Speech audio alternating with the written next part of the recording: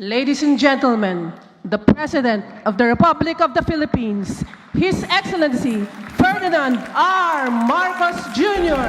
Sa loob ng 1 oras at 26 na minuto, inihatid ni Pangulong Marcos Jr. ang kanyang ikalimang State of the Nation Address.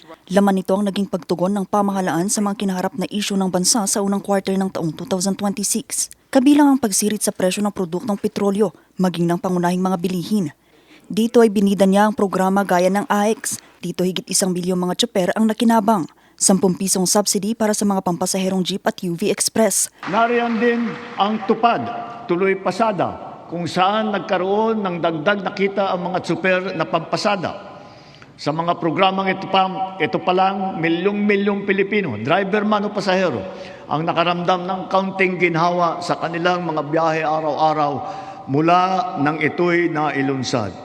Bukod dito, sinabi nito magpapatuloy ang 20 pisong bigas meron na program. Sa ilalim nito, nasa 12 milyong mga Pilipino ang nakinabang sa buong bansa. Nasa 2 milyong mga magsasaka at mangingisda rin ang natulungan sa pagsirit ng presyo ng langis sa tulong ng Presidential Assistance to Farmers, Fisherfolks and Families. Ibinida rin ng Pangulong pagbaba ng terminal fee para sa mga magsasakang nag-aangkat ng kanilang mga produkto sa pamamagitan ng mga pier, airports at maging mga expressways. Sa panahon na lumiit ang kita dahil sa mataas ng mga presyo, mahigit 26,000 toneladang bigas ang binigay sa mahigit 2.2 milyong pamilya.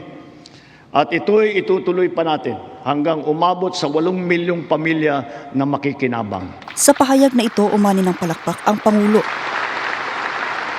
Pero para sa normal na Juan, anong tingin nila sa naging sona ni PBBM? Lahat naman ginagawa ni BBM, totoo naman sinasabi din niya. Yun nga lang, hindi niya nahaharap sa sobrang laki ng Pilipinas. Di ba? Pero sa inyo, sir, nararamdaman niyo? Magaling naman si BBM sa amin. Sa akin, magaling siya. Yung mga kurakot, ubusin niya na nang matapos na. Kasi tingnan mo, ang dami-dami nilang kinurakot ay kung itinulong niya ng mahihirap. Di ba? Ngayong halos nasa higit 2 taon na lang ang panunungkulan ni Pangulong Marcos sa bansa, sinabi nito na pagtutuunan naman niya ng pansin ang mga programang ipinangako, hindi lamang sa talumpati kundi sa bawat isang Pilipino na may pangarap na makaahon sa hirap ng buhay at makawala sa mahigpit na kapit ng korupsyon. Vanessa Bugtong para sa Nation on the Move.